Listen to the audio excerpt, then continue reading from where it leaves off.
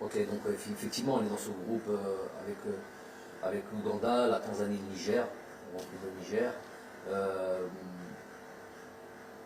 Comme je l'ai dit, que tout le monde le sait maintenant, il y a plus de petites équipes en Afrique. On a pu le voir durant cette CAN, par exemple, qui a regroupé, on a vu toutes les phases la phase de groupe, toutes les équipes, les grosses équipes, ne serait-ce que prenons en exemple le champion d'Afrique, le Sénégal, avec cette première victoire, je me rappelle 1-0, 97e minute sur penalty de Mané contre, je sais plus, contre le Zimbabwe, je crois, ou je ne sais plus contre qui. Ce 0-0 contre la Guinée, bon, la Guinée est quand même une très bonne équipe d'Afrique.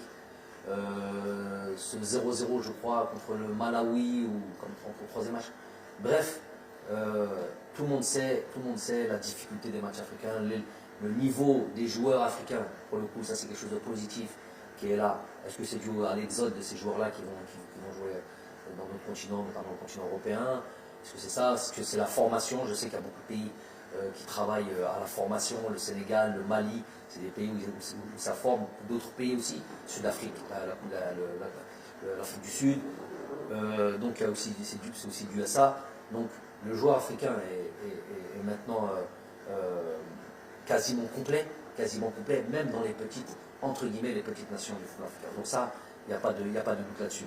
Donc on a ces deux premiers matchs contre l'Ouganda à Oran, Inch'Allah, et le match contre la Tanzanie en Tanzanie. Donc effectivement, on rentre pleinement dans ce travail. De nouveau, l'étude de ces équipes-là, travailler sur nous, sachant que c'est travailler sur nous, notre équipe, notre groupe, et cet esprit de reconquête qui va nous animer. C'est des dates qui sont toujours un petit peu compliquées, parce que c'est des dates qui arrivent en fin de saison, où les joueurs arrivent fatigués, où les joueurs ont juste une envie, c'est de partir en vacances. À raison, quand on a une saison lourde comme ça, on a envie de récupérer. Donc ça c'est une chose, c'est notre donnée. Et avec des championnats qui s'arrêtent plus ou moins tôt, donc il va y avoir des divergences dans la forme des uns et des autres, qu'il va falloir prendre en considération. Quoi d'autre? Donc tout ça, ça va être évidemment étudié, suivi, et voilà, faire en sorte, surtout, et puis surtout, voilà, le moral des troupes, parce que effectivement, il va peut-être y avoir des joueurs qui étaient là pour cette double confrontation contre nous, Cameroun, et qui ne seront pas là au mois de juin pour ces deux matchs contre l'Ouganda et la Tanzanie. Mais il y aura aussi un noyau qui est là et qui a été touché, je sais, qui est lourdement touché, parce qu'ils avaient beaucoup d'espoir dans cette qualification à la Coupe du Monde. Donc il va falloir aussi voilà, remobiliser les troupes, se réinventer, renvoyer de la force au projet que l'on veut mettre en place, et que tout le monde adhère à ça. Voilà, que tout le monde adhère à ça. On va s'atteler à ça. Donc là où va être la difficulté, en plus de l'adversaire, en plus des deux matchs qu'on va pouvoir jouer dans ce groupe-là, dans ce début de campagne de qualification, il va y avoir aussi ces éléments à prendre en considération. On est déjà dessus. Nous, de toute manière, entraîneurs que je suis, staff que l'on est, on est dans l'éternelle remise en question. On fait un bilan après chaque stage, après chaque phase finale. On est dans l'échange quasi quotidien. C'est un travail lourd sur lequel on est, où je vous ai dit, on place notre travail au centre de nos priorités. Donc tout ça là, tout ce que vous venez de citer, évidemment ça va être mis à l'ordre du jour. Évidemment qu'il va y avoir un effectif qui va évoluer, mais je vous dis de toute manière, on est dans la perpétuelle idée de comment être plus fort. Donc que ce soit avec un groupe, que ce soit dans la méthode de travail, que ce soit dans les idées de jeu, de comment poser. Vous voyez bien sur ces deux derniers matchs, on a été sur un système dans lequel on n'a jamais joué. On a estimé que c'était le meilleur système. Il s'avère que on a été gagné à l'extérieur, là où c'est très, très, très difficile d'aller battre le Cameroun, sans concéder la moindre occasion. Si ce n'est le coup franc de Toko Ekambi un petit peu vicieux, sur lequel Raïs était vigilant. Je ne sais pas si on peut considérer ça comme une occasion, mais en tous les cas, sur l'aspect du jeu, on n'a pas concédé d'occasion. Ils ont eu le ballon, parce qu'on a bien voulu ça, une position stérile qui ne nous a pas amené à des vraies occasions de but. Un match retour, on est reparti sur le même système, on peut avoir des systèmes identiques, mais avec une animation différente et avec un état d'esprit différent. On s'est créé pas mal de situations, on a frappé 7-8 fois au but avec Pour moi, ce match-là, je le résume comme ça aussi, il y a eu 2 hommes du match dans ce match-là. Le premier, c'est Gassama, le deuxième, c'est Onana, le gardien de but. Combien d'arrêts il a fait, combien de situations il a eu, bon, plus ou moins dangereuses, il y a eu des arrêts un peu plus faciles, toujours avec des frappes cadrées, mais il y a eu des vraies situations de but. Il y a même des buts qui ont été annulés, on s'est retrouvé dans la surface de réparation, donc il y a des pénaltys qui ont été annulés. Tout ça, et pour eux quoi, une occasion sur le centre avec le double arrêt de Raïs Mboué. Donc on s'est remis, pour vous dire qu'on se remet en question, même sur des matchs clés, alors qu'on a un système dans lequel on joue plus ou moins de systèmes sur lesquels on alterne depuis à peu près quasiment 4 ans. On n'a pas hésité à se remettre en question sur un match, alors qu'on peut estimer qu'il peut y avoir un grand risque de changer un système tactique, de passer d'une défense à 4 à une défense à 3. Bref, tout ça, c'était des prises de risque calculées. Donc c'est pour dire à quel point on est dans la réflexion, l'analyse.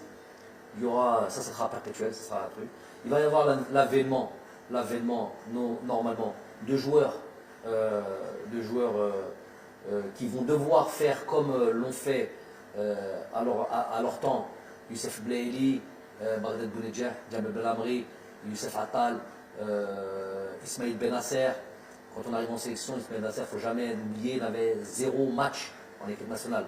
Donc c'est des joueurs qui ont commencé à jouer avec nous et qui ont progressé, qui se sont imposés. J'invite les différents joueurs qui vont nous rejoindre à être dans ce même état d'esprit, à les bousculer, et plus que bousculer, prendre des places s'il le faut dans cette équipe nationale et montrer qu'ils sont au niveau pour aller faire de grandes choses. Les cadeaux, il n'y aura jamais de cadeaux. On me parle par exemple d'un Ahmed Touba qui a fait une très bonne rentrée et que des fois on est aussi simpliste que ça. Ça m'étonne toujours quand c'est des professionnels, soi-disant professionnels qui en parlent. Il aurait dû faire jouer lui, les sélectionneurs de plateau, les entraîneurs de plateau qui n'ont jamais entraîné qui que ce soit, en fait. Hein. Même pas une équipe de U13 ou U15, mais ils ont toujours la science infuse. Ou si on leur donnait une équipe, on verrait leur niveau catastrophique, et la manière de travailler. Ils se reconnaîtront, cela. Donc, quand on me dit oui, il aurait dû faire jouer lui, après résultat, à 20 secondes, à 30 secondes, on aurait rien dû refaire. 30 secondes a suffi à remettre en cause des joueurs et remettre en cause des systèmes. Mais par exemple, je vais parler de choses intéressantes. Un joueur comme Ahmed Touba, par exemple, Ahmed Touba, il y a un début dans lequel il est arrivé, où on a discuté avant, il y a un long process. On ne va pas tous les jours crier « Ahmed, non. Lui, il sait ce qu'on fait. Avant même qu'il arrive, il y avait une discussion à avoir sur son jeu et sur sa manière de jouer. Le Ahmed Touba, qui est venu, qui nous a rejoint il y a 1 an et demi à peu près, ou 1 an, comme ça, qui n'a pas trop joué, et le Ahmed Touba d'aujourd'hui, il y a une grosse différence. Déjà, on le voit sur ses matchs qu'il fait avec son club, comment il a la progression qu'on lui a demandé sur des situations de jeu, sur la manière de se comporter en tant que défenseur, des choses qu'on a eu des échanges profonds sur lesquels on demandait, et ce changement-là ne se fait pas du jour au lendemain. Donc, le Ahmed Touba et ce Ahmed Touba d'il y a 1 an et Ahmed Touba 3 jours avant le match ou 2 jours avant le match, une discussion qu'on a pu avoir en fonction de ce que je voyais à l'entraînement et de son évolution, je lui ai dit que ton tour va arriver très tôt. Il en témoignera 48 heures ou 72 heures avant ce deuxième match. Ton tour va arriver. Parce que ce que je vois là, c'est ce qui m'intéresse. Un vrai défenseur, quelqu'un qui n'est pas venu, qui ne vient pas en sélection en admirant peut-être. C'est lui-même qui qui a dit ça.